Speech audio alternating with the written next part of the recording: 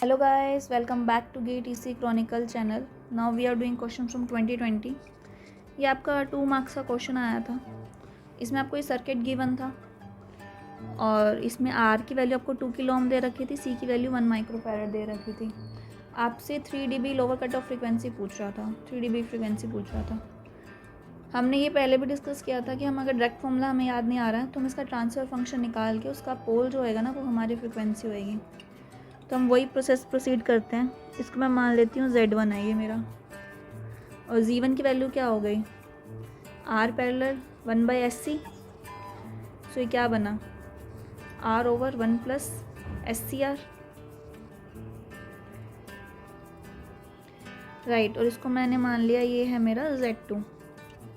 Z2 क्या बना मेरा, 2R पैरेलल 1/2SC.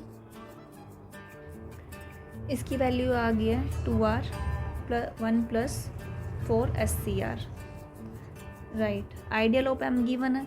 यहाँ पे है आपका 0 वोल्ट, V पॉजिटिव 0, यहाँ पे आपका V नेगेटिव.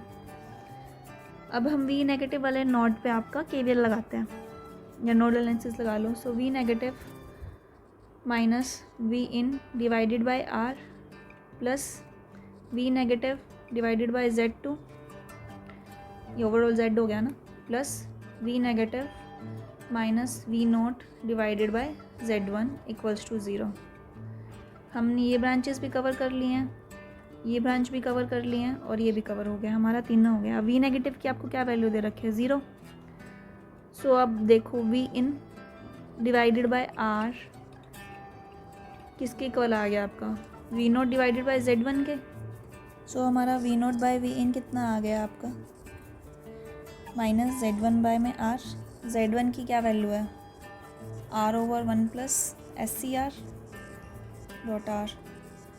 यह आपका ओवरऑल आ गया -1/SCR प्लस 1. अब इसका पोल क्या होता है, आपकी फ्रीक्वेंसी होता है.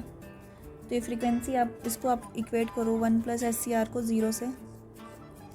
सो आपका J ओमेगा जब आप पुट करोगे, ओमेगा की वैल्यू आप वहाँ से आ जाएगी 1/RC.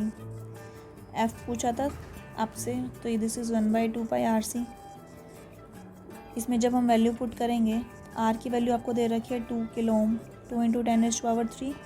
C की वैल्यू आपको दे रखी है 1 माइक्रोफैरड, 1 × 10⁻6. जब हमने इसको सॉल्व किया तो ये वैल्यू आ गई है 79.61 हर्ट्ज़. ये आपको दे रखा था option number D. So this was quite easy question. Frequency निकालना आपसे पूछा था. फ्रीक्वेंसी हमें पता है कि डायरेक्ट फॉर्मूला याद नहीं आ रहा है तो हम ट्रांसफ़र फंक्शन से कर सकते हैं. और जब आपको दिख रहा है पैरेलल में कुछ R, C या L, आप ट्राई करो कि आप उनको एक्यूमुलेट करो, Z1 में एक्यूमुलेट करो, Z2 में एक्यूमुलेट करो. क्या होती है, इससे आपकी इक्वेशन छोटी हो जाती है. अगर यही चीज़ आप यहाँ लिखते तो वो कन्फ्यूजिंग सा हो सकता था. आइदर आप डायरेक्ट लिख सकते थे कि यहाँ पे करंट, यहाँ पे 0 है, यहाँ पे भी 0 है, तो ये ब्रांचेस तो डायरेक्ट कुछ काम में ही नहीं आएंगी. तो आप सीधा आप इन्वर्टिंग का फॉर्मूला लगा के -R2/R1 से भी कर सकते थे, जिसमें आपका R2 Z1 होता और R1 आपका R होता. या तो आप डायरेक्ट ऐसे कर सकते थे, नहीं तो आप ये लंबा प्रोसीजर से भी जा ही सकते थे. ठीक है. इसका जो पोल आया था हमने इसको इक्वेट टू 0 किया. सो J ओमेगा की वैल्यू को इक्वेट करके ओमेगा की वैल्यू हमने निकाल लिया और फ्रीक्वेंसी की वैल्यू हमने निकाल ली हर्ट्ज़ में. So this was quite interesting question.